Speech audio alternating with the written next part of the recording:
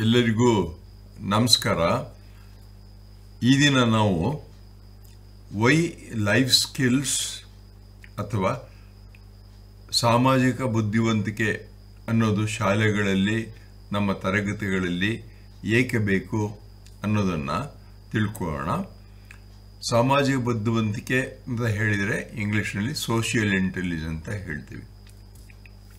ಇದು ಯಾತಕ್ಕೋಸ್ಕರ ಬೇಕು ಅನ್ನೋದನ್ನು ಸ್ವಲ್ಪ ವಿಷಯವನ್ನು ತಿಳ್ಕೊಳ್ಳೋಣ. ಇತ್ತೀಚಿನ ದಿನಗಳಲ್ಲಿ ಎಲ್ಲ ಶಾಲೆಗಳಲ್ಲಿ, ಎಲ್ಲ ತರಗತಿಗಳಲ್ಲಿ ಮತ್ತು ಎಲ್ಲ ಮ್ಯಾನೇಜ್ಮೆಂಟ್ಗಳಲ್ಲಿ ಹಾಗೂ ಎಲ್ಲ ಪೇರೆಂಟ್ಸ್ ತಂದೆ ತಾಯಿಗಳಲ್ಲಿ ಒಂದೇ ಒಂದು ಆಸೆ ಇರುತ್ತೆ. ಏನು ಅದು ಆಸೆ ಅಂತ ಹೇಳಿದರೆ, ನಮ್ಮ ಮಕ್ಕಳು ಬುದ್ಧಿವಂತರಾಗಿ ಪರೀಕ್ಷೆಯಲ್ಲಿ ಹೆಚ್ಚು ಅಂಕಗಳನ್ನು ಪಡೆಯಬೇಕು ಅಂತ. ಈ ಒಂದು ದೃಷ್ಟಿಯಿಂದ ಶಾಲೆಗಳಲ್ಲಿ ಉಪಾಧ್ಯಾಯರು ಹೆಚ್ಚು ಸಮಯವನ್ನು ಪಾಠಗಳಲ್ಲಿ ಕಳೀತಾರೆ, ಕ್ವಶನ್ ಆನ್ಸರ್ಗಳಲ್ಲಿ ಕಳೀತಾರೆ, ಟೆಸ್ಟ್ಗಳನ್ನು ಕೊಡ್ತಾರೆ ಮತ್ತು ಪೇರೆಂಟ್ಸ್ ಮಕ್ಕಳನ್ನು ಪ್ರೈವೇಟ್ ಟ್ಯೂಷನ್ಗೆ ಕಳಿಸ್ತಾರೆ. ಹೀಗೆ 1ನೇ ತರಗತಿಯಿಂದ ಹಿಡಿದು 10ನೇ ತರಗತಿಯವರೆಗೂ ಸಹಿತ ಹೆಚ್ಚು ಅಂಕಗಳನ್ನು ಪಡೆಯುವುದಕ್ಕೋಸ್ಕರ ಬೇಕಾಗಿರ್ತಕ್ಕಂಥ ಚಟುವಟಿಕೆಗಳನ್ನು ಮಾಡ್ತಾ ಇರ್ತಾರೆ. Parents and management and students and schools and teachers spend most of the time in helping children to earn more marks in the examination. ಈ ರೀತಿ ಇದ್ದಾಗ ಮಕ್ಕಳಲ್ಲಿರ್ತಕ್ಕಂಥ ಮಲ್ಟಿಪಲ್ ಇಂಟೆಲಿಜೆನ್ಸ್ ಅಂತ ಏನು ಹೇಳ್ತಾರೆ, ಅನೇಕ ರೀತಿಯ ಬುದ್ಧಿವಂತಿಕೆಗಳು ಮಕ್ಕಳಲ್ಲಿರುತ್ತೆ.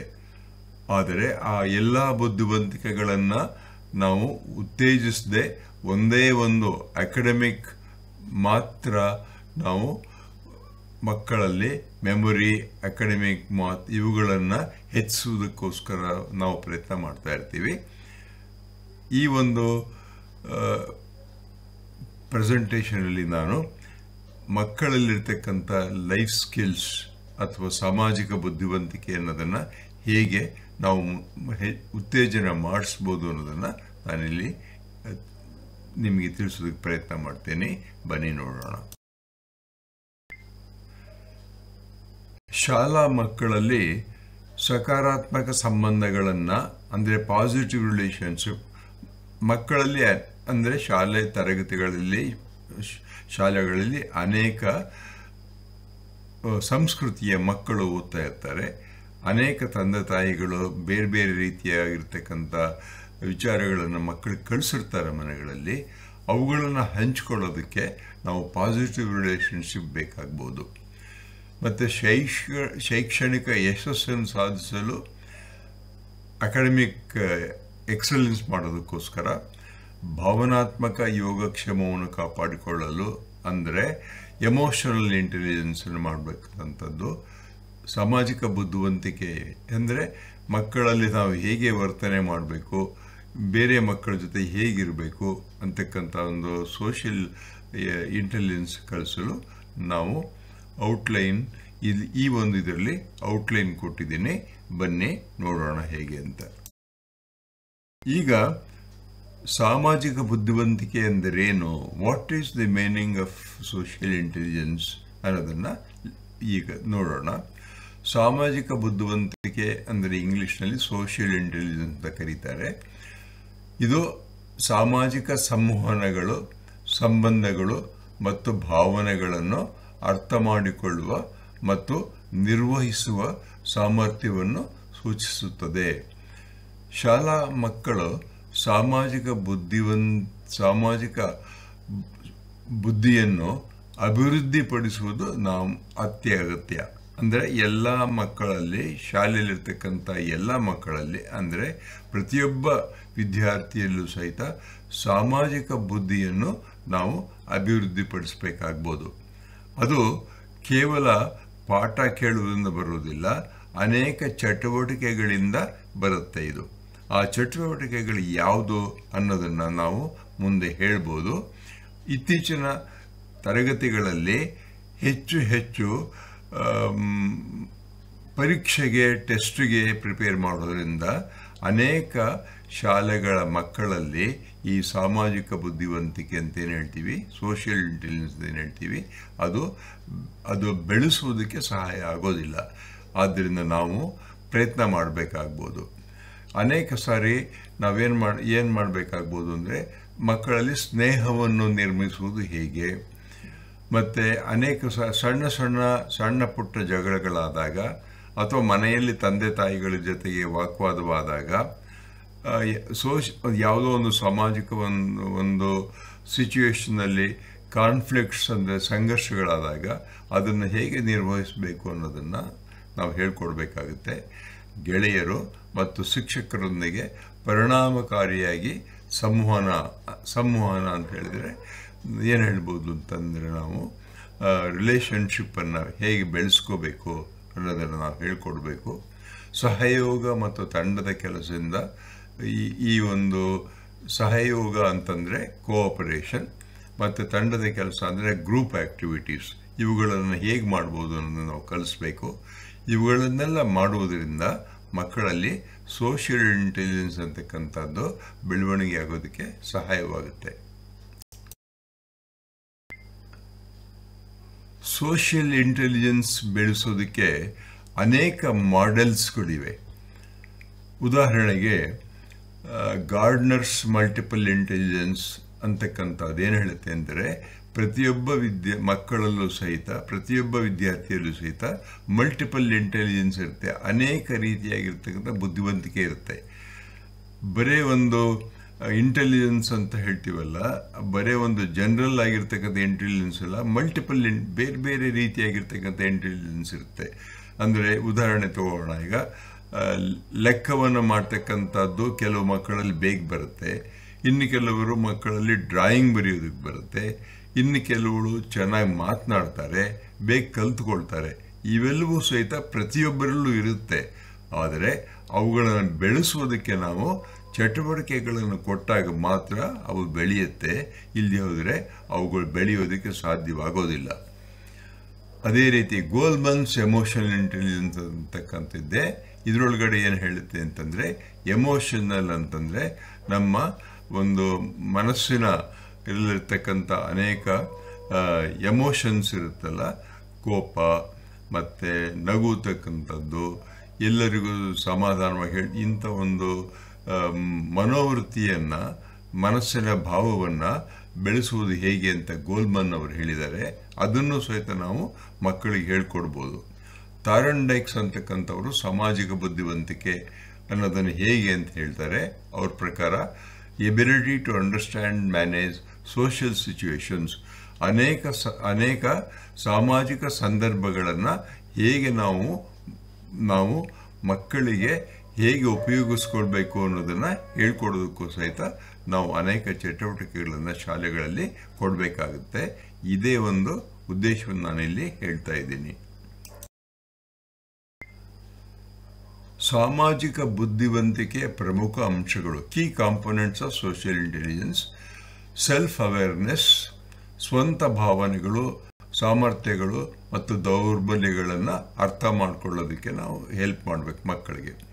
ಸ್ವಯಂ ನಿಯಂತ್ರಣ, ಸೆಲ್ಫ್ ರೆಗ್ಯುಲೇಷನ್ ಮಾಡ್ತಕ್ಕಂಥದ್ದು, ಸ್ವಂತ ಭಾವನೆಗಳು, ಪ್ರಚೋದನೆಗಳನ್ನು ಮತ್ತು ನಡವಳಿಕೆಗಳನ್ನು ನಿರ್ವಹಿಸುವುದು. ಶಾಲೆಗಳಲ್ಲಿ ನಾವು ಹೇಗೆ ನಡವಳಿಕೆ ಮಾಡ್ಕೋಬೇಕು, ಸೋಷಿಯಲ್ ಸಿಚುವೇಶನಲ್ಲಿ ಹೇಗಿರಬೇಕು ಅನ್ನೋ, ಈ ಸ್ಕೂಲಲ್ಲಿ ಅಸೆಂಬ್ಲಿ ಇರುತ್ತೆ, ಎಷ್ಟೋ ಸಾರಿ ಆಟ ಪಾಠಗಳಿರುತ್ತೆ, ಇವುಗಳಲ್ಲಿ ಹೇಗೆ ನಾವು ನಿರ್ವಹಿಸಬೇಕು ಅಂತಕ್ಕಂಥದ್ದನ್ನು ಹೇಳ್ಕೊಡ್ಬೇಕಾಗ್ಬೋದು ಮಕ್ಕಳಿಗೆ.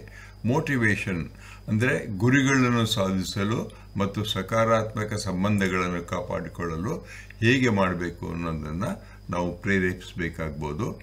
ಎಂಪಥೀಸ್, ಅನುಭೂತಿ ಅಂದರೆ ತಮ್ಮ ಮಕ್ಕಳಲ್ಲಿರ್ತಕ್ಕಂಥ ಗ್ರೂಪ್ ಇರುತ್ತಲ್ಲ, ಕೆಲವು ಸಾರಿ ನಾವು ಶಾಲೆಗಳಲ್ಲಿ ನೋಡಿದ್ದೀವಿ, ಈ ಸಹಾನುಭೂತಿ ಅಂತಕ್ಕಂಥದ್ದು ಇರುತ್ತೆ. ಎಂಪಥಿ ಸಾಮಾನ್ಯವಾಗಿ ಅದೇ ಬಂದ್ಬಿಟ್ಟಿರುತ್ತೆ. ಉದಾಹರಣೆಗೆ ನೀವು ಮಕ್ಕಳು ಒಂದು ಅಥವಾ 1:30 ಗಂಟೆಗೆ ಊಟ ತಿಂಡಿ ಸಮಯ ಬಿಟ್ಟಿರ್ತಾರಲ್ಲ ಶಾಲೆಗಳಲ್ಲಿ, ಅಥವಾ ಆಟಪಾಠಗಳ ಸಮಯಗಳಲ್ಲಿ ನೀವು ಪರೀಕ್ಷೆ ಮಾಡಿದಾಗ ನೋಡಿದಾಗ ಅಲ್ಲಿ ವೀಕ್ಷಣೆ ಮಾಡಿದಾಗ ಅನೇಕ ಸಾರಿ ಮಕ್ಕಳು ತಾವು ತಂದಿರ್ತಕ್ಕಂಥ ಆಹಾರವನ್ನು ಹಂಚಿಕೊಳ್ತಾರೆ. ಕೆಲವು ಸಾರಿ ಮಕ್ಕಳು ತಂದೆ ತಾಯಿಗಳು ಏನೋ ಒಂದು ಒತ್ತಡದಿಂದ ಹೆಚ್ಚು ಆಹಾರವನ್ನು ಕಳಿಸಿರಲ್ಲ, ಬರೀ ಚಾಕ್ಲೇಟೋ ಅಥವಾ ಒಂದು ಹಣ್ಣೋ ಕಳಿಸ್ಬಿಟ್ಟಿರ್ತಾರೆ. ಇನ್ನು ಕೆಲವರು 4-5 ಚಪಾತಿ ಕಳಿಸಿರ್ತಾರೆ, ಇನ್ನು ಕೆಲವರು ಉಪ್ಪಿಟ್ಟನ್ನು ಕಳಿಸಿರ್ತಾರೆ, ಅನ್ನವನ್ನು ಕಳಿಸಿರ್ತಾರೆ. ನಾವು ಅನೇಕ ಸಾರಿ ನೋಡಿದ್ದೀವಿ ಮಕ್ಕಳು ಇವುಗಳನ್ನೆಲ್ಲ ಹಂಚಿಕೊಳ್ತಾರೆ. ಇನ್ನೊಬ್ರು ಅಳ್ತಿದ್ರೆ ಅವರ ಕಣ್ಣು ಒರೆಸ್ತಾರೆ, ಸಹಾಯ ಮಾಡ್ತಾರೆ. ಹೀಗೆ ಮಕ್ಕಳಲ್ಲಿರ್ತಕ್ಕಂಥ ಒಂದು ಅನುಭೂತಿಯನ್ನು ನಾವು ಬೆಳೆಸ್ಬೋದು. ಅದಕ್ಕೂ ಸಹಿತ ಚಟುವಟಿಕೆಗಳನ್ನು ನಾವು ಕೊಡಬೇಕಾಗುತ್ತೆ. ಸಾಮಾಜಿಕ ಕೌಶಲ್ಯಗಳು, ಸೋಷಿಯಲ್ ಸ್ಕಿಲ್ಸ್ ಅಂದರೆ ಪರಿಣಾಮಕಾರಿಯಾಗಿ ಕಮ್ಯುನಿಕೇಷನ್, ಸಂವಹನ, ಮಾತನಾಡ್ತಕ್ಕಂಥದ್ದು ಹೇಗೆ ಮಾತನಾಡಬೇಕು, ಯಾವ ರೀತಿಯ ನಾವು ಜನಗಳ ಜೊತೆ ಇರಬೇಕು ಅನ್ನೋದನ್ನು ಸಹಿತ ನಾವು ಕಲಿಸೋದಕ್ಕೆ ಅನೇಕ ಪ್ರಯತ್ನಗಳನ್ನು ಶಾಲೆಗಳಲ್ಲಿ ಮಾಡಬೇಕಾಗಬಹುದು. ಆದ್ದರಿಂದ ಉಪಾಧ್ಯಾಯರುಗಳು ಈ ಒಂದು ಸಾಮಾಜಿಕ ಬುದ್ಧಿವಂತಿಕೆಯನ್ನು ಹೇಗೆ ನಾವು ಬೆಳೆಸ್ಬೋದು ಅನ್ನೋದನ್ನು ಯೋಚನೆ ಮಾಡಬೇಕಾಗ್ಬೋದು. ಪ್ರತಿ ಟೀಚರ್, ಪ್ರತಿ ಕ್ಲಾಸ್ನಲ್ಲಿ, ಪ್ರತಿ ಪೀರಿಯಡ್ನಲ್ಲೂ ಸಹಿತ ಇವುಗಳನ್ನು ನಾವು ಅಳವಡಿಸ್ಕೊಳ್ಬೇಕಾಗ್ಬೋದು. ನಿಮ್ಮ ತರಗತಿಗಳಲ್ಲಿ ನೀವು ಸಾಮಾಜಿಕ ಬುದ್ಧಿವಂತಿಕೆಯನ್ನು ಕಲಿಸೋದಕ್ಕೆ, ಬೋಧನೆ ಮಾಡೋದಕ್ಕೆ ಕೆಲವು ಟೈಮ್ ಟೇಬಲ್ನಲ್ಲಿ ಕೆಲವು ವಿಷಯಗಳನ್ನು ಅಳವಡಿಸ್ಕೋಬೇಕಾಗ್ಬೋದು.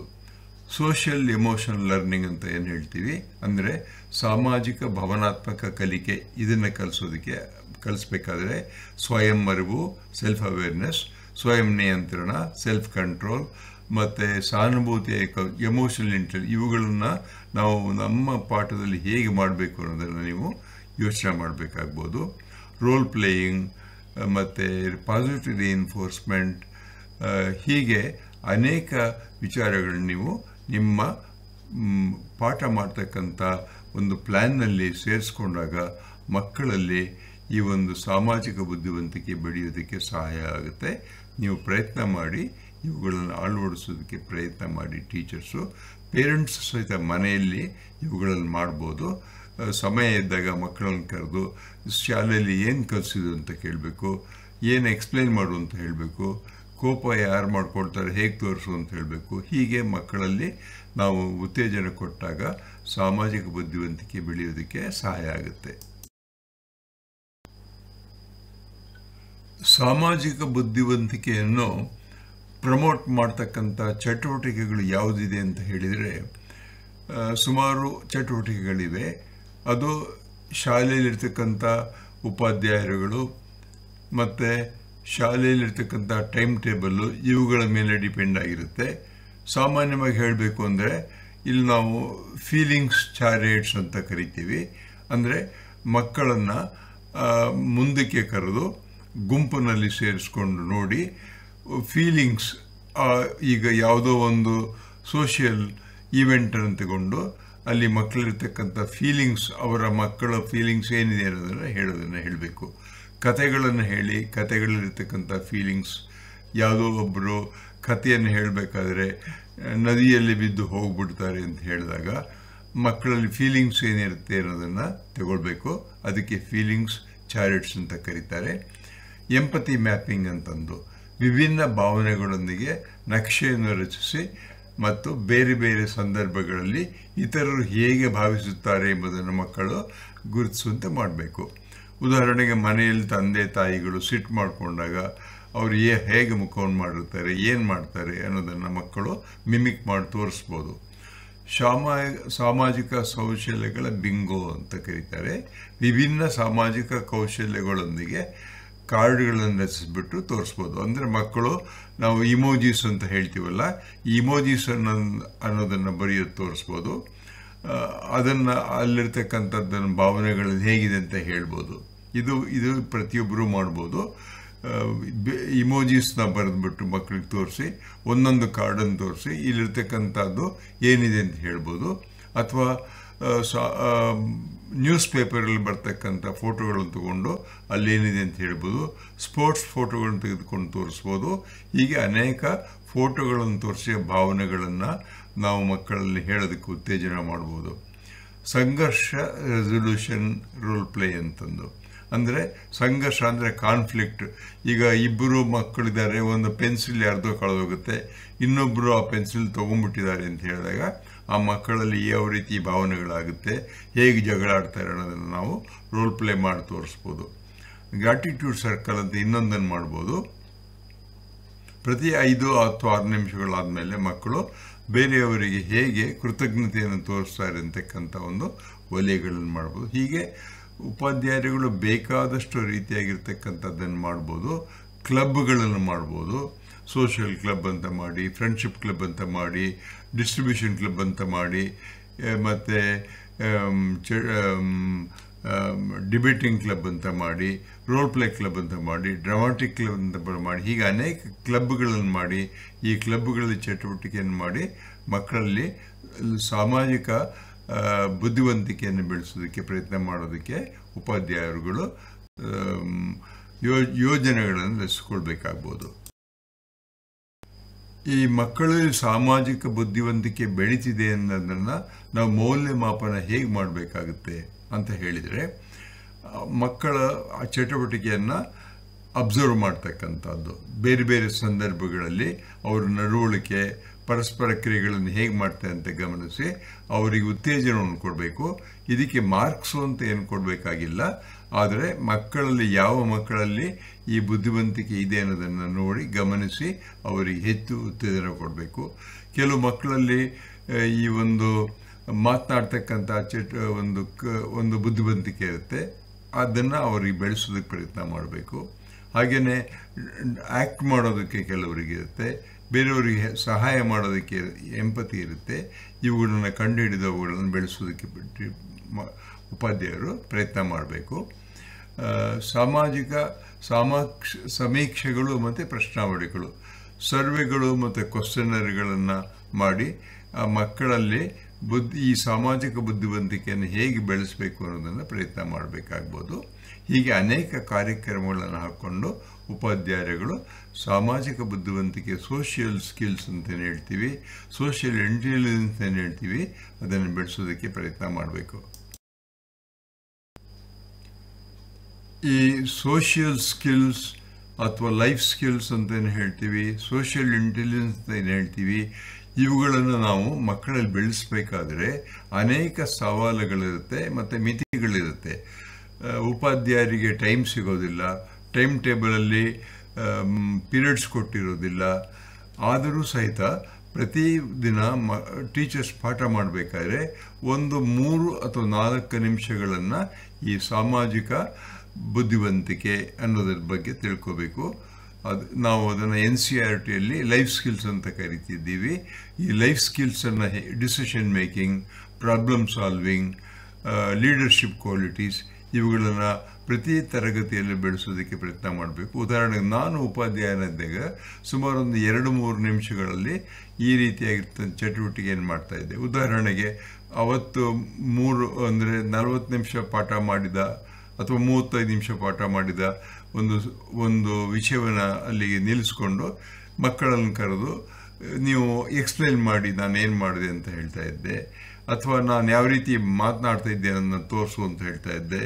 ನಾನು ಹೇಗೆ ಬ್ಲ್ಯಾಕ್ ಬೋರ್ಡ್ನಲ್ಲಿ ಎಲ್ಲಿ ನಿಂತ್ಕೊತಿದ್ದೆ, ಯಾವ ರೀತಿ ಆ್ಯಕ್ಷನ್ ಮಾಡ್ತಾಯಿದ್ದೆ, ಯಾವ ರೀತಿ ಕೋಪ ಮಾಡ್ಕೊಳ್ತಿದ್ದೆ ಅದನ್ನು ಟೀಚರಾಗಿ ಮಾಡು ಅಂತ ಹೇಳ್ತಾ ಇದ್ದೆ. ಈಗ ರೋಲ್ ಪ್ಲೇಯನ್ನು ಮಾಡೋದಕ್ಕೂ ಸಹಿತ ಕ್ಲಾಸಲ್ಲಿ ಉಪಾಧ್ಯಾಯರು ಪ್ರಯತ್ನ ಮಾಡ್ಬೋದು. ಗ್ರೂಪಲ್ಲಿ ಮಾಡಿಬಿಟ್ಟು ಗ್ರೂಪ್ನಲ್ಲಿ ಕಲ್ತ್ಕೊಳ್ತಿರ್ತಕ್ಕಂಥದ್ದನ್ನು ಒಬ್ಬೊಬ್ಬರು ಎಕ್ಸ್ಪ್ಲೇನ್ ಮಾಡಿ ಅಂತ ಹೇಳಿ ಚಟುವಟಿಕೆ ಮಾಡ್ಬೋದು. ಹೀಗೆ ಅನೇಕ ರೀತಿಯಾಗಿ ಉಪಾಧ್ಯಾಯರು ಪ್ಲ್ಯಾನನ್ನು ಮಾಡೋದಕ್ಕೆ ಪ್ರಯತ್ನ ಮಾಡಬೇಕು. ಈ ಸೋಷಿಯಲ್ ಸ್ಕಿಲ್ಸ್ ಅಂತಕ್ಕಂಥದ್ದನ್ನು ನಾವು ಮಕ್ಕಳ ಓವರಾಲ್ ಬೆಳವಣಿಗೆ, ಹೋಲಿಸ್ಟಿಕ್ ಡೆವಲಪ್ಮೆಂಟ್ ಅಂತ ಹೇಳ್ತೀವಲ್ಲ, ಅಂದರೆ ಸರ್ವತೋಮುಖವಾಗಿ ಮಕ್ಕಳ ಬೆಳವಣಿಗೆ ಆಗಬೇಕು. ಬರೀ ಒಂದು ಅಕಾಡೆಮಿಕ್ ಆಗಲಿ, ಬರೀ ಪಾಠದಲ್ಲಿ ಆಗಿರ್ತಕ್ಕಂಥ ವಿಷಯಗಳನ್ನು ಬರೆದು ಹೆಚ್ಚು ಅಂಕಗಳನ್ನು ಕಳಿಸೋದೇ ಒಂದು ಗೋಲ್, ಒಂದು ಗೋಲನ್ನಾಗಿ ಇಟ್ಕೊಂಡು ಮಾಡಬಾರ್ದು. ಮಕ್ಕಳಿರ್ತಕ್ಕಂಥ ಅನೇಕ ಬುದ್ಧಿವಂತಿಕೆಗಳು, ಮಲ್ಟಿಪಲ್ ಇಂಟೆಲಿಜೆನ್ಸನ್ನು ಹೇಗೆ ಬೆಳೆಸಬೇಕು ಅನ್ನೋದನ್ನು ಪ್ರಯತ್ನ ಮಾಡಬೇಕು.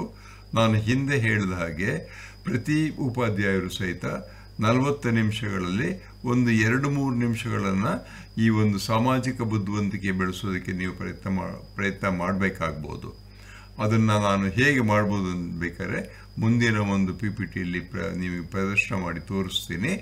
ಆದ್ದರಿಂದ ನೀವು ಪಾಸಿಟಿವ್ ಇನ್ಫೋರ್ಸ್ಮೆಂಟ್ ಮತ್ತು ರೋಲ್ ಪ್ಲೇಯಿಂಗ್ ಇವುಗಳನ್ನೆಲ್ಲ ಸಹಿತ ಮಕ್ಕಳಿಗೆ ಹೇಳ್ಕೊಡೋದಕ್ಕೆ ನೀವು ಪ್ರಯತ್ನ ಮಾಡಬೇಕು. ಈ ಒಂದು ಸೋಷಿಯಲ್ ಇಂಟೆಲಿಜೆನ್ಸ್ ಮೇಲೆ ಪ್ರೆಸೆಂಟೇಷನ್ ಮಾಡೋದಕ್ಕೋಸ್ಕರ ನಾನು ChatGPT, meta AI, internet search, ನಮ್ಮ emotional intelligence by David Goleman, life skills by NCERT ಮತ್ತು ರೀಜನಲ್ ಇನ್ಸ್ಟಿಟ್ಯೂಟ್ ಆಫ್ ಎಜುಕೇಷನ್ ಮಾಡಿರ್ತಕ್ಕಂಥ ಕ್ವಾಲಿಟಿ ಎಜುಕೇಷನ್ ತಕ್ಕಂಥ ಬುಕ್ಕಿಂದ ತೊಗೊಂಡಿದ್ದೀನಿ. ನೀವು ಸಹಿತ ನಿಮ್ಮ ಒಂದು ಪಾಠ ಮಾಡಬೇಕಾದ್ರೆ ಚಟುವಟಿಕೆಗಳನ್ನು ಹೇಗೆ ಮಾಡ್ಬೋದು ಅನ್ನೋದನ್ನು ಯೋಚನೆ ಮಾಡಿ ನೀವು ಅದನ್ನು ಪ್ಲ್ಯಾನ್ ಮಾಡಬೇಕಾಗ್ಬೋದು. ಎಲ್ಲರಿಗೂ ವಂದನೆಗಳು.